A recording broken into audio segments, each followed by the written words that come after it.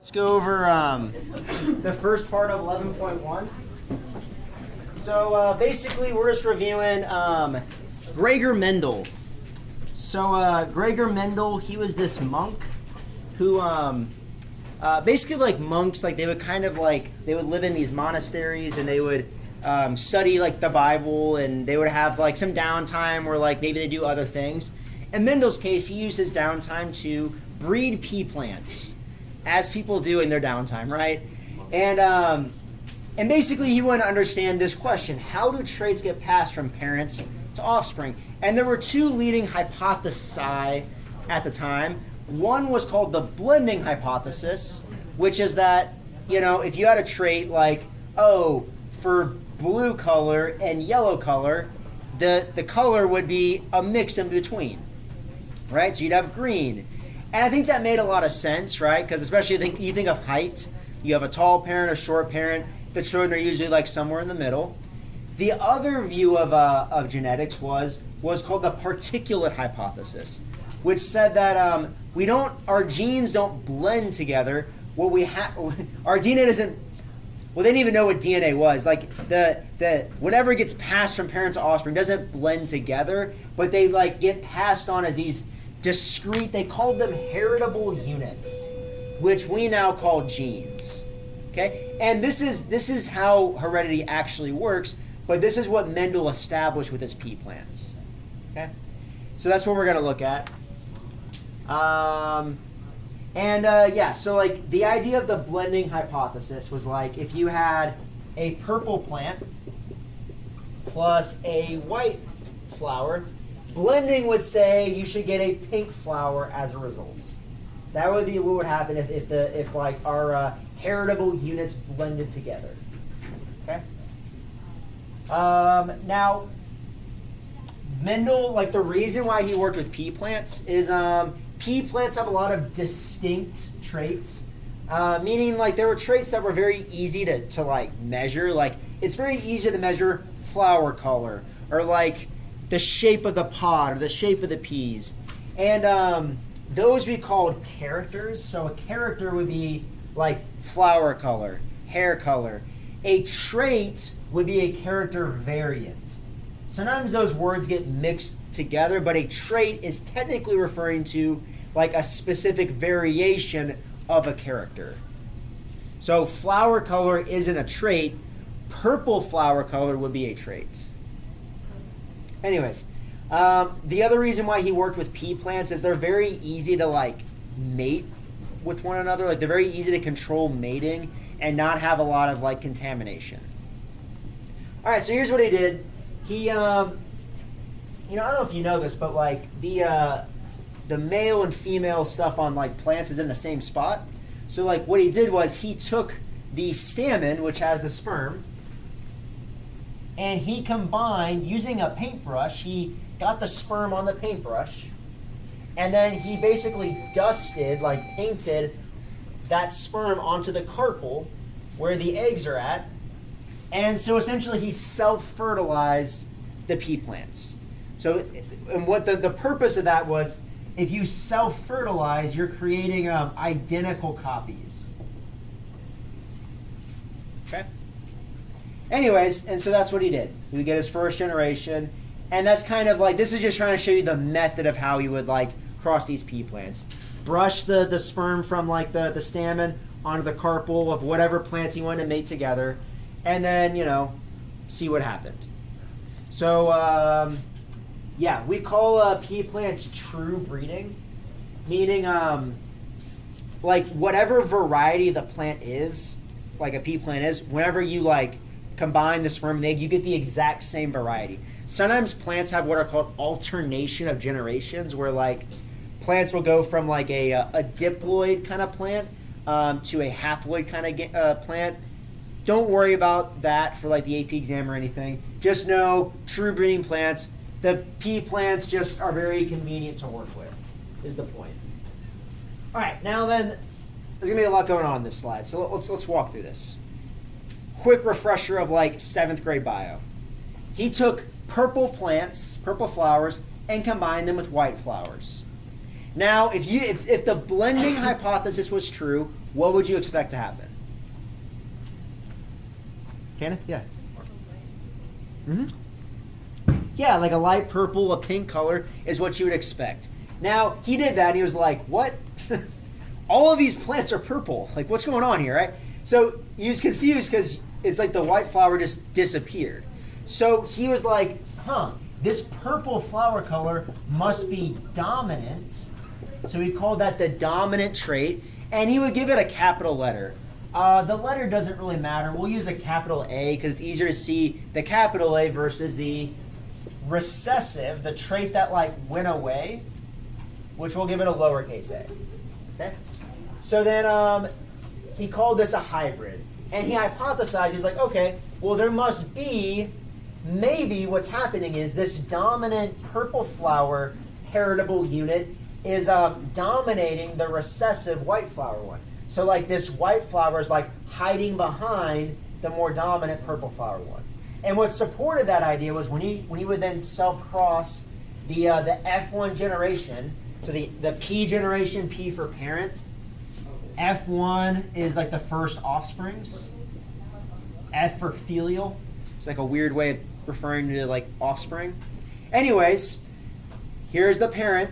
When he self-crossed those, he found that 3/4 of the time you would get the purple, what he calls like purple or white. He called those, anybody remember what those are called? The physical, what it looked like, purple or white, that's called the type, something type. The phenotype. So you had the phenotype, what it looked like. So pH for physical. So what do they physically look like? So 3/4 of the time you got the phenotype purple. 1/4 of the time you get the phenotype for white. And, he observed this and he was like, well, he discovered like he could get the same kind of like numbers if he used something called a Punnett square. And this is what he did. He put the genotype, so the genotype is referring to the actual genes or the alleles, the letters. So the genotypes, big A, little a, or I'm sorry, for the first time he did it, this would be like when he did the first cross. He took true breeding, so plants that always produce purple flowers, plants that always produce white flowers. He crossed them together, and all of the offspring looked like this. They all were purple, but they had the recessive white flower hiding behind it. You call these either hybrids or you call them heterozygotes.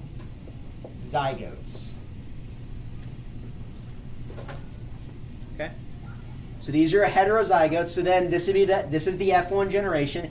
Remember, each box represents a 1/4 chance that you get those offspring.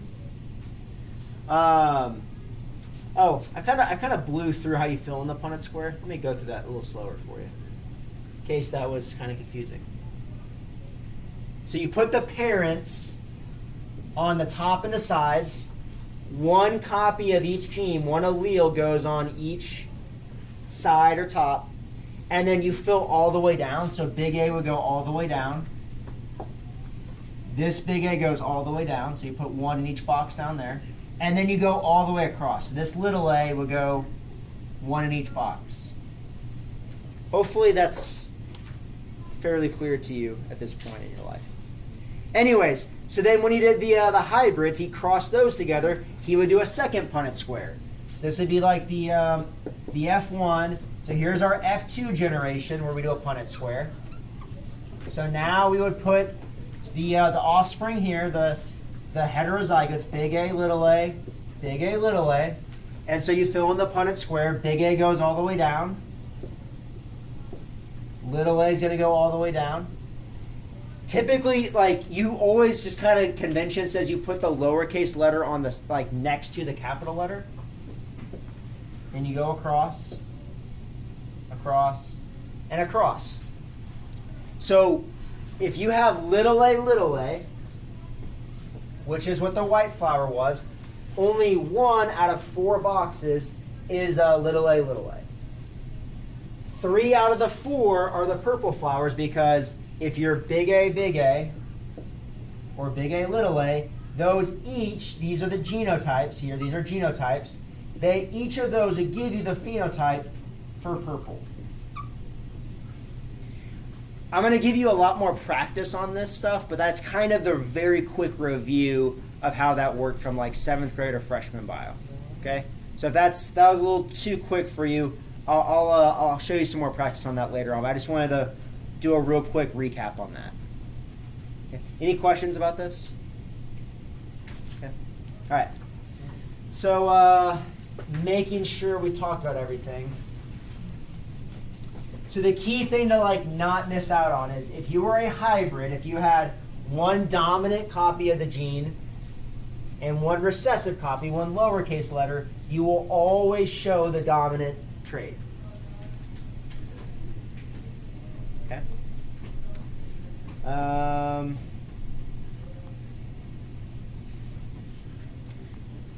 So he did that same thing for all of these traits. So these were like his actual numbers he got.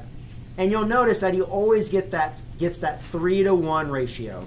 So he would get 3 purple flowers for every 1 white flower. That's because here purple is dominant to white. Here yellow, you got 3-to-1. Yellow is dominant to green. So these are all the dominant traits. These are all the recessive traits. He knew that based on like the ratio he would get for like this trait compared to that trait. Okay.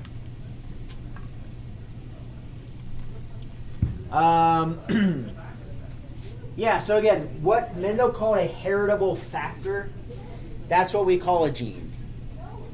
Okay?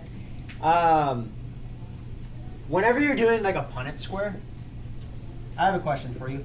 Why do you put like why are there always like 2, like why would it look like this? And why would there not be like, why is there 2 sets of letters and not like 3 sets of letters? Like why does it look like this? In other words, like what does this represent here? What does this represent and this represent? These collection of letters and those collection of letters. These collection of alleles and those collection of alleles. What do they represent? CC? Yeah. What's that? Yeah, one from each parent, right? You have 2 parents, right? This would be the copy of a certain gene you get from one parent. This would be the copy you get from the other parent. Okay. All right. So the last slide I want to go over, and this is something that maybe you didn't quite pick up on from like freshman bio, but you really got to make sure you can get your mind towards understanding as an AP Bio student is what is an allele? You know, I said an allele is a different copy or version of a gene. So what we mean by that is if we're looking at a gene for flower color, so like hypothetically, this would be the locus, the location of the flower color gene on this chromosome. What it means to be like, you know, this was like the capital A, this was the lowercase or recessive lowercase a. What that actually means is the DNA sequence is different. So here, they like the allele for purple flowers would have the C for cytosine, hypothetically, and the white flowers would have the A for adenine. Now, what that does for you is this DNA sequence, we talked about how genes ultimately code for proteins. Genes are the information for proteins. So this dominant purple flower allele has the information to make an enzyme that gives you the purple flower color. If you are recessive, what happens is, typically, is you're missing, by changing this DNA sequence, you end up not getting the enzyme. There's an absence of that enzyme. So for example, eye color. What? Let me ask you, what makes your, like some of you have like dark eyes. You have like brown eyes. Why are your eyes brown? Same is even true for like skin color. Your parent, well yeah, but like on the DNA level, what's happening? Melanin? Surely you've heard of melanin, right? So if you have darker colored eyes, your eyes will, if you have dark colored eyes, you have the dominant trait. You have cells that will make more melanin, and that accumulation of melanin will make your eyes look darker. So then, if you don't have melanin, what would your eyes look like? They would be lighter. They'd be blue. So recessive actually goes with like people who have blue eyes. My point is typically, so recessive typically means the absence of an enzyme, and that typically is a bad thing to like get a lot of recessive traits. But like sometimes it's not always bad. Or if you're like, let's say like if you're heterozygous for like, this would represent like an enzyme that helps you in digestion, like a really key enzyme in digestion. Why would, if you're somebody who's heterozygous, why would you not have a genetic disorder that like for that enzyme? You get the dominant, this one produces enzyme. Recessive, you get no enzyme. So how come if you're heterozygous, you don't have a certain disorder? What'll be going on there?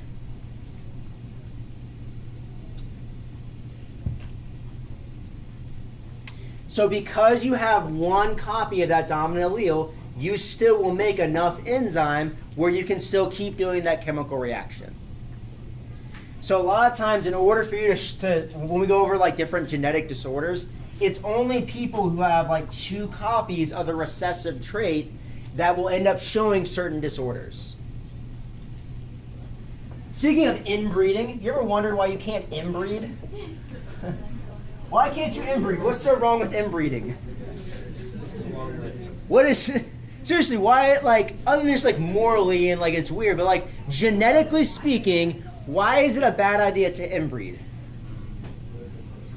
Based on what I'm trying to show you here. I'm trying to get you understand this slide here. You understand, Ethan? Yeah. You're limiting diversity, that is true. You're limiting diversity, but like specific to this slide, what could happen if you limit diversity?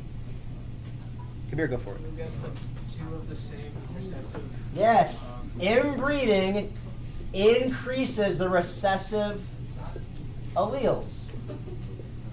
And again, if those recessive alleles are just talking about eye color, whatever, right? Like blue eyes are cool, you know? But if those recessive alleles are, if that's like a gene that controls enzyme digestion, and you're not making that key enzyme to do a certain chemical reaction your body needs, then you're gonna like have some sort of genetic disorder. That's why inbreeding's bad. So yes, it is what Ethan's saying. By reducing genetic diversity, you're increasing the chance that you get a recessive allele. In other words, it's a small sample size. You flip a coin 10 times, you may not always get 5 heads, 5 tails. If you have a small population, you may just by chance end up mating with someone who also is recessive for a certain gene. We'll talk more about that, but I just want to introduce you to that idea. Any questions on this? All right, that's all I got for you.